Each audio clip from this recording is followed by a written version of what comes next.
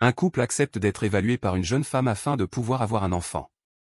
Mais à mesure que l'homme se rapproche de la belle évaluatrice, son épouse se rend compte que son mari pourrait ne pas être apte au mariage. Au milieu d'un vaste océan, une jeune Mia entend sa mère l'appeler depuis le rivage. La fillette se dirige alors calmement vers elle. Cependant, lorsqu'elle disparaît de son champ de vision, elle panique et nage frénétiquement, désespérée de rejoindre la côte aussi vite que possible. Des années plus tard, Mia, désormais adulte, nage dans l'océan et entre dans sa maison technologiquement avancée. Dans la cuisine, elle est accueillie par une intelligence artificielle nommée Chou, qui répond à ses questions, lui donne des conseils et l'informe sur la météo dans cette époque désormais ravagée par le climat. Elle traverse des couloirs élégants et descend dans une chambre secrète où son partenaire arien l'attend. L'épouse dit qu'elle aime la voix de l'IA car elle lui rappelle celle de sa mère. Elle partage son succès dans la culture des algues et se dirige vers la biosphère pour consulter le robot au sujet de la pénurie alimentaire. Ce soir-là, le couple partage un repas étrange mais nourrissant et s'endort dans les bras l'un de l'autre. Le lendemain, ils se préparent avec anxiété à recevoir une visiteuse nommée Virginia, qui les attend patiemment devant leur porte. Elle annonce que le couple fait partie du 100% supérieur des citoyens et qu'il est qualifié pour une évaluation en personne de 7 jours concernant leur aptitude à devenir parents. L'évaluatrice explique que s'ils acceptent, ils seront soumis à une observation étroite et à des tests formels, bien que tout doive rester strictement confidentiel. Elle ajoute que seuls les candidats jugés aptes verront leur matériel génétique sélectionné pour une gestation exutérine. Virginia leur rappelle sévèrement que toutes les autres méthodes de reproduction sont strictement interdites et qu'un seul faux pas entraînera une disqualification immédiate. Toutefois, ils sont libres d'abandonner le processus à tout moment et pour n'importe quelle raison. Mia exprime son incertitude à propos du programme, mais l'examinatrice balaie ses inquiétudes, affirmant que l'authenticité est le but de ces tests rigides. L'épouse insiste sur le fait qu'ils feraient d'excellents parents, mais l'évaluatrice, peu impressionnée, répond que tout le monde dit cela. Lorsque l'évaluation commence, la femme est la première à subir l'interrogatoire. On lui demande d'évaluer sa satisfaction relationnelle, à quoi elle répond avec confiance, 9 sur 10. Vient le tour d'Arien, à qui l'on demande de décrire Mia en 3 mots. Il répond qu'elle est drôle, intelligente et vive. Les questions deviennent de plus en plus personnelles et intrusives, révélant leur traumatisme passé et leurs doutes intérieurs. Déterminés à prouver leur valeur, chacun d'eux lutte pour rester calme tout en répondant. Finalement, on leur demande pourquoi ils veulent avoir un enfant. Avec conviction, le couple répond qu'ils souhaitent se sentir accomplis, offrir à un enfant le meilleur départ possible et nourrir l'avenir de leur société. Cependant, Virginia reste impassible, même lorsque la voix de Mia tremble alors qu'elle admet ne pas vouloir que son enfant ressente la même solitude qu'elle a connue. Plus tard, alors que les trois quittent la pièce, l'intervieweuse remarque des ressorts détachés sur le canapé. Pour éviter de faire mauvaise impression, Arien propose à l'examinatrice leur propre chambre, l'assurant qu'ils peuvent dormir ailleurs. Elle accepte ce geste de gentillesse, et ils la conduisent au bureau de l'homme, où un canapé et un animal virtuel remplissent la pièce d'un charme synthétique. L'intervieweuse demande ensuite à voir l'espace de travail de Mia. Il la guide avec enthousiasme jusqu'au dôme biosphérique. Là, l'épouse explique le système de circulation de l'air, conçu pour créer des microclimats permettant à diverses plantes de s'épanouir. Le mari ajoute que le dôme fonctionne comme un laboratoire pour cultiver des sources alimentaires durables. La femme note aussi avec fierté qu'il abrite des milliers d'espèces de plantes et d'algues, chacune soigneusement entretenue pour assurer l'équilibre. Toujours insatisfaite, Virginia demande un accès complet à la zone. Heureusement, Arien a déjà programmé Chou, l'IA domestique, pour reconnaître sa voix. Elle les informe ensuite qu'elle aura besoin d'échantillons de leur fluide corporel pour une analyse plus poussée, ce qu'ils acceptent volontiers de fournir. Au cours du dîner, les questions intrusives de Virginia persistent et épuisent Mia, surtout lorsqu'il est question de sa mère. Plus tard, elle admet à Arien qu'elle se sent mal à l'aise et jalouse de l'intérêt inhabituel que l'évaluatrice semble lui porter. Pour se reconnecter, le mari propose un moment d'intimité, mais l'évaluatrice les interrompt et insiste pour les observer. Elle leur dit de faire comme si elle n'était pas là, alors ils continuent à contre-cœur sous son regard clinique et perçant. Le deuxième jour, tandis que le couple nettoie la cuisine, Virginia entre avec un comportement enfantin. Ils ignorent son attitude étrange et lui préparent un repas, mais elle joue avec sa nourriture comme une enfant capricieuse, ce qui irrite visiblement Mia. Pour apaiser la tension, Arien la nourrit à la cuillère pendant que sa partenaire observe la scène avec jalousie. Le chaos éclate lorsque l'évaluatrice lui jette de la nourriture dans les yeux. Ils reviennent pour s'excuser, mais trouve la pièce complètement en désordre, l'examinatrice déjà disparue. En la cherchant dans la maison, ils découvrent d'étranges dégâts, jusqu'à ce qu'ils atteignent la chambre secrète. Là, ils trouvent Virginia dansant de façon frénétique, son comportement encore plus erratique.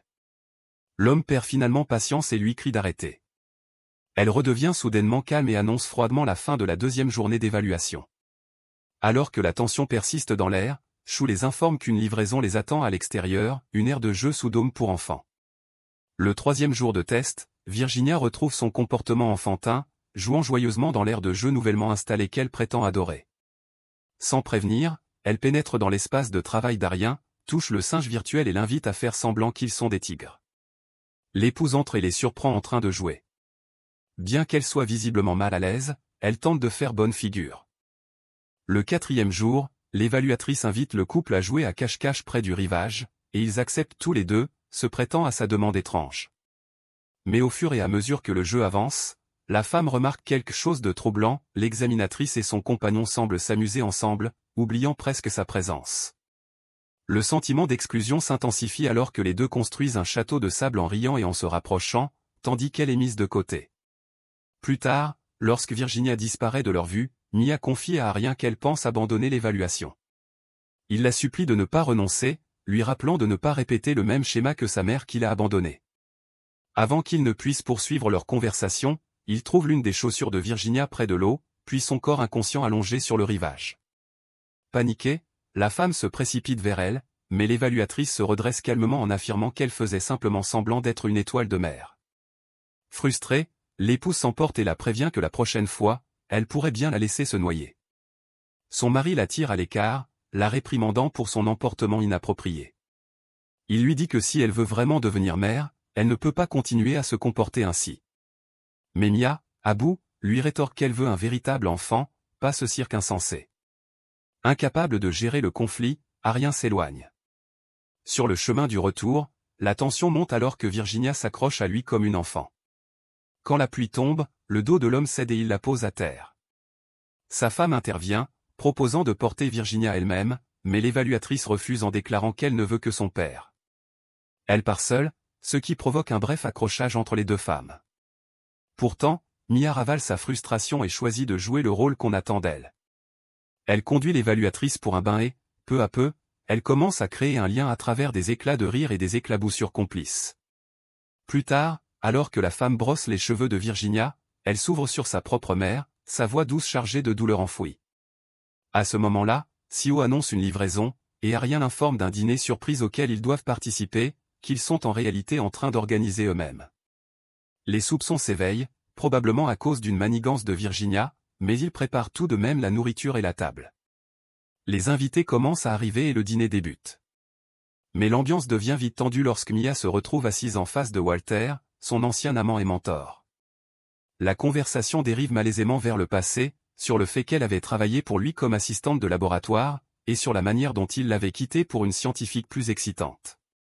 Perturbé, le couple se retire en cuisine pour reprendre ses esprits avant de revenir dans la salle à manger.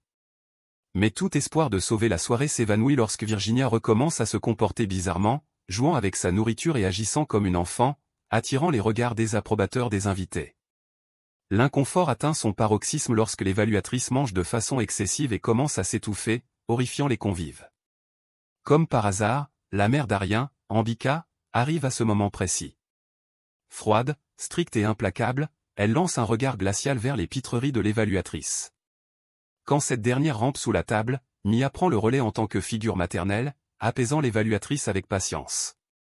Un toast suit, et les invités lèvent leur verre pour célébrer la fin prochaine de l'évaluation. Soudain, Ambika lance une révélation mordante, son fils et son ancienne compagne Serena avaient eux aussi passé cette évaluation, mais avaient échoué à la terminer. Choquée, l'épouse quitte la pièce, laissant son mari figé. Lorsque Mia revient à table, la vieille femme lui assène un autre coup douloureux en révélant que sa mère avait été exilée pour avoir diffusé de fausses informations. Virginia, toujours dans son personnage d'enfant, grimpe sur les genoux d'Ambika en réclamant d'autres histoires. La mère d'Arien s'exécute avec un récit sombre sur la survie dans cette ère dure et artificielle, expliquant que la nature n'obéit plus à aucune règle et que la vie est devenue une lutte contre le chaos. Le moment tourne à l'embarras quand l'évaluatrice, toujours sur les genoux de la vieille dame, se mouille soudain, tachant ses vêtements immaculés et plongeant la pièce dans un silence glacial. Ambi caraille alors que le dégoût semble être une tradition dans la famille de Mia. Blessée par l'insulte et par cette nouvelle mention de sa mère, la femme réagit instinctivement et gifle la mère de son mari avant de quitter la pièce en trombe. Après le départ des invités, le poids de la culpabilité sur elle, l'épouse porte doucement l'évaluateur jusqu'au terrain de jeu de la coupole et la pose pour qu'elle se repose. Puis, elle confronte Arien à propos de quelque chose qu'elle vient de réaliser, il ne lui avait jamais dit qu'il avait déjà passé l'évaluation avec une autre femme. Le mari admet cela, disant qu'il avait peur qu'elle le voie comme un père inapte après avoir échoué la première fois. Elle s'approche et rassure Arien qu'elle veut un enfant avec lui parce qu'elle l'aime sincèrement. Ainsi, le couple s'excuse mutuellement et se réconcilie. Cette nuit-là, alors qu'ils sont allongés dans leur lit, Virginia entre de façon inattendue et se glisse silencieusement entre eux. Bien qu'ils soient surpris, ils lui permettent de rester. Le 5e jour, à l'intérieur de la biosphère, l'examinatrice interroge l'épouse sur la façon dont son mari gère la situation, et elle répond qu'ils vont bien. L'évaluateur répond par un étrange rire étrange avant de sauter dehors comme une enfant. Plus tard dans l'après-midi, Sio annonce une urgence, la sœur de Mia a été hospitalisée et a soudainement perdu sa capacité à parler. Alors que la femme se prépare à partir, Virginia apparaît et lui rappelle que partir mettrait fin à l'évaluation, car l'absence d'un parent est un motif de disqualification. Mais elle argumente que montrer qu'elle est présente pour sa famille démontre sa capacité à aimer, à s'engager et à assumer ses responsabilités, des qualités essentielles pour la parentalité. L'évaluateur accepte étonnamment et lui accorde la permission de partir. Cette nuit-là, Arien essaie de dormir seul, mais alors qu'il est profondément endormi, il trouve Virginia déjà sur lui. Elle s'approche de lui, réduisant la distance entre eux, son corps pressé contre lui, et commence à flirter plus qu'auparavant. L'homme, confus, lui demande si cela fait partie du test, et elle répond que ce n'est pas le cas. Il tente de résister, insistant sur le fait qu'il ne peut pas trahir sa partenaire, mais la tentation grandit et, finalement, les deux franchissent la ligne. Lorsque Mia revient enfin, elle les trouve endormis dans le même lit. Sans émotion, elle ne dit rien et se couche simplement entre eux. Le 6e jour, alors qu'ils se réveillent tous, elle révèle ce qu'elle a découvert, il n'y a pas eu d'urgence, le cas à l'hôpital concernait quelqu'un d'autre portant le même nom, et cela semble avoir été un piège depuis le début. Le couple se distancie après ce qui s'est passé, tandis que Virginia, toujours en agissant comme une enfant, erre librement dans le laboratoire de la biosphère. Elle touche des choses qu'elle ne devrait pas, fouille, tire et jette des objets avec insouciance jusqu'à ce qu'elle déclenche accidentellement un incendie qui se propage rapidement, engloutissant tout l'espace. Au milieu de la fumée et des flammes, l'examinatrice rampe désespérément, criant pour sa maman. Ses cris deviennent rauques alors qu'elle tousse et halète, avant de s'effondrer à cause de la fumée asphyxiante. Depuis la rive, Mia remarque une épaisse colonne de fumée et entend les faibles cris. Sans hésitation, elle se précipite vers le laboratoire, et simultanément, Sio alerte Arien de l'incendie, et il se précipite pour les rejoindre. L'épouse prend un rocher et brise la porte en verre, s'infiltrant dans la serre en feu. Elle cherche Virginia et la trouve inconsciente et sans vie sur le sol. Elle prend la fille dans ses bras et la porte dehors, tandis que le feu fait rage derrière elle. Le mari les rejoint à l'extérieur et aide à porter l'évaluateur à l'abri. À distance, l'épouse observe, le cœur brisé, tandis que le feu engloutit la coupole, le foyer de sa recherche, ses années d'efforts, tout réduit en cendres. Ce soir-là, les trois s'assoient pour un repas silencieux. Plus tard, l'épouse trouve l'évaluateur seul sur la rive et s'assoit à ses côtés. Épuisée et brisée, elle confesse combien elle est dévastée de perdre la serre. S'attendant à un certain réconfort, elle ne reçoit que du silence. Se sentant rejetée, la femme lui crie dessus, l'accusant de ne pas se soucier du tout. L'intervieweuse tourne lentement la tête et la fixe d'un regard sans émotion avant de s'éloigner sans un mot. Le dernier jour de l'évaluation, Virginia se tient devant le couple. Elle commence par une évaluation calme de leurs performances, reconnaissant brièvement leurs compétences, mais leurs expressions restent vides et lourdes de terreur lorsqu'elle délivre le verdict, ils ont échoué. Les yeux de Mia se remplissent de larmes retenues, tandis qu'Arien se tend, incrédule, car malgré tout ce qu'ils ont enduré, cela n'a pas suffi. Il lui montre ce qu'il a sacrifié, mais elle coupe toute discussion, sa décision étant finale. Les soupçons de l'épouse se confirment lorsqu'elle réalise ce qui s'est passé entre les deux. Elle reste silencieuse, le cœur brisé, tandis que l'examinatrice part. Dans les jours qui suivent, le silence consume le couple alors qu'ils se distancent et ruminent les événements. Mia retourne sur les ruines calcinées de la serre et commence à fouiller les cendres et les débris, déterminée à la reconstruire. En travaillant, elle découvre des preuves que l'incendie n'était pas un accident, mais un sabotage causé par Virginia. Submergée par la rage, elle se précipite vers le terrain de jeu de la coupole et commence à le détruire avec une pelle, libérant toute sa douleur. Arien la trouve là et tente de la réconforter en la guidant silencieusement vers sa chambre. Sur le canapé, un bébé est allongé, et pendant un instant, l'épouse se permet de ressentir de la joie en le soulevant. Mais quelque chose semble manquer, il n'y a ni chaleur ni parfum. Puis, la réalité s'installe, le nourrisson n'est pas réel, mais juste un hologramme, ce qui l'a fait le laisser tomber par terre dans la déception. Son mari la rassure en lui disant qu'ils peuvent vivre en paix sans enfant, mais Mia cherche toujours des réponses. Elle se rend donc à la résidence de l'évaluateur, exigeant de comprendre pourquoi ils ont échoué. Virginia la salue froidement, et Mia l'accuse de se cacher derrière une fausse identité et de manipuler le test. L'évaluatrice reste ferme, expliquant que la décision était basée sur le protocole et non sur l'émotion. Les tensions montent alors que la femme défie son intégrité, et une confrontation animée s'ensuit, révélant la véritable cruauté du système. Il s'avère que Virginia a perdu son propre enfant et a dû faire des sacrifices pour leur société en déclin. Les deux femmes réalisent qu'elles existent dans un monde construit sur des normes impossibles et des souffrances silencieuses. Plus tard, l'examinatrice poursuit sa routine, arrivant chez un autre couple pour commencer une nouvelle évaluation, mais quelque chose se brise en elle lorsque le candidat demande innocemment si elle reverra un jour les enfants. Les mots la touchent profondément, et l'examinatrice s'éloigne silencieusement avant de mettre fin à sa vie sans avertissement. Des mois plus tard, Arien sourit en jouant avec un enfant sur la rive, tandis que son épouse franchit les portes de haute sécurité pour entrer dans une terre dévastée et interdite, le vieux monde où les familles sont autorisées à élever des enfants en échange de vivre dans un environnement dur et isolé. Tandis que Mia holographique fait signe à son mari et à son enfant depuis leur maison avancée, la vraie Mia a choisi l'exil pour le bien d'une vraie famille.